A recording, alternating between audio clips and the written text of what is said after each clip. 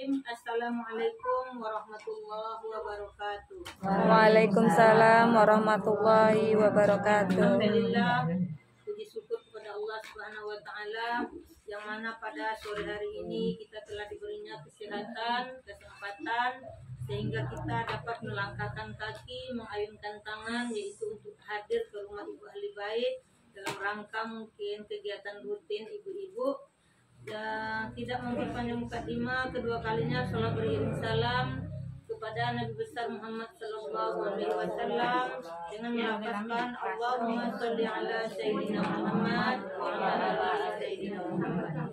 Ibu-ibu yang kami hormati, ibu ketua perwiritan dan ibu ahli bait yang sangat mulia. Di sini kami akan menyampaikan sedikit materi, yaitu tentang adab membaca Al-Quran bagi kaum wanita. Karena di sini saya tengok juga ibu-ibu semuanya kaum wanita, makanya saya mengambil materi tentang adab membaca Al-Quran tentang kaum wanita tersebut. Membaca Al-Quran adalah perintah Allah kepada seluruh umat muslim di dunia. Maka dari itu kita harus memperhatikan adab dalam membaca Al-Quran tersebut. Apalagi bagi kita kaum wanita. Kita kaum wanita ini ibu-ibu tentu ada hal yang harus kita perhatikan. Karena setiap wanita yang normal itu ada sekali sebulan datang hambatan baginya untuk membaca Al-Quran. Jadi di sini kalau kita perempuan normal, tentulah kita ada masa haidnya, yaitu masa menstruasinya. Jadi kalau dalam adab membaca Al-Quran, salah satunya mungkin itu termasuk adab bagi kita. Ada 5 adab yang harus kita perhatikan bagi kaum wanita di dalam membaca Al-Quran. Yang pertama yaitu tidak dalam keadaan haid. Mungkin ibu-ibu semuanya pada hari ini yang membacakan ayat suci Al-Quran dalam keadaan bersih dan suci dan suci dari hadas, maka bacaan-bacaan kita itu akan mendapatlah amalan-amalan yang baik di hadapan Allah Subhanahu wa taala.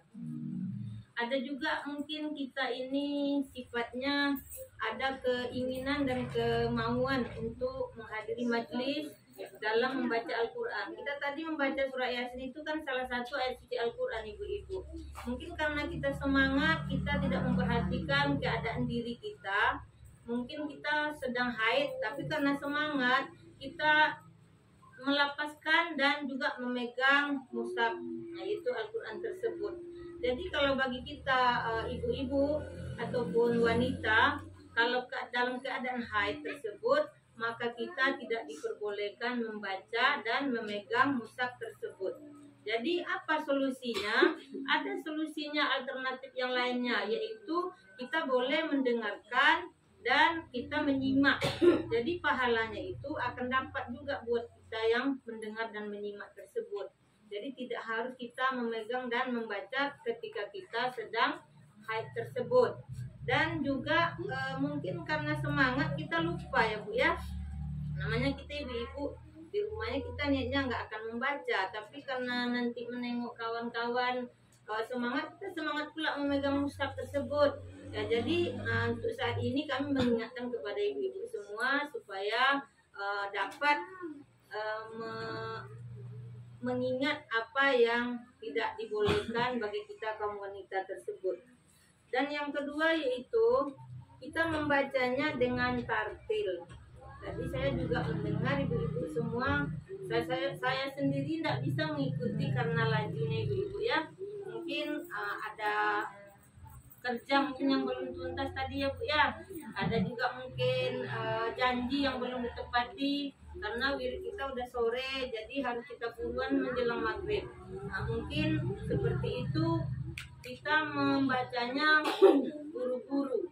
Jadi kalau kita mau mendapatkan pahala yang sesungguhnya, amalan yang baik di dalam membaca Al-Quran itu sebaiknya kita membacanya perlahan. Yang mungkin perlahan tersebut tidak pula lahan kali Bu. Ya istilahnya tajwidnya, makhrajnya kita benarkan. karena lebih sempurnanya membaca Al-Quran itu kalau kita sempurnakan tajwid dan makhrajnya tersebut.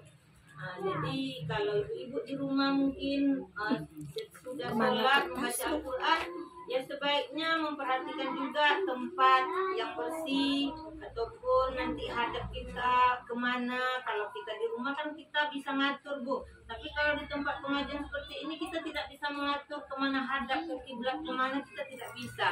Jadi kalau bisa kita membenarkannya lagi hadapnya membaca Al-Quran itu, kita yang menghadapnya ke kiblat dan juga memperhatikan tempat itu suci kan, dan juga pakaian kita juga tidak ada najisnya.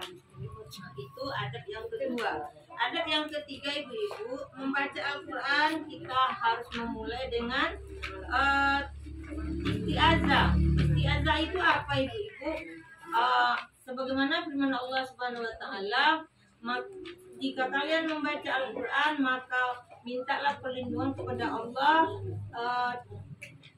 dijauhkan dari godaan setan yang tersebut. Nah, godaan setan itu apa yang kita baca, Bu?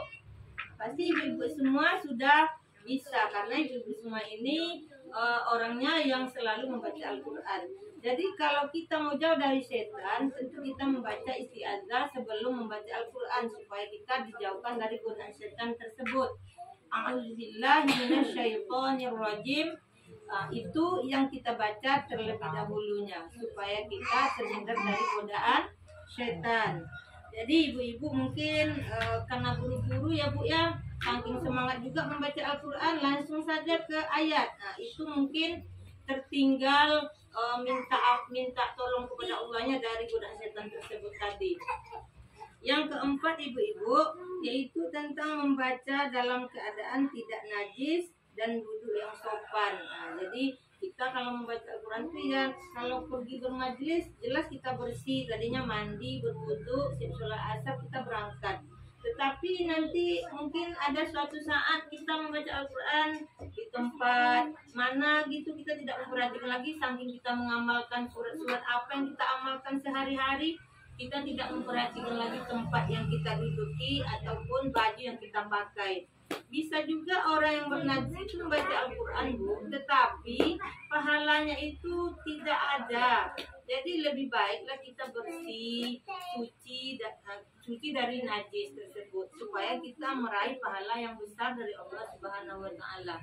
Jadi ibu-ibu semua mungkin sudah memahami apa yang kami sampaikan, cuma kami hanya mengulang-ulang.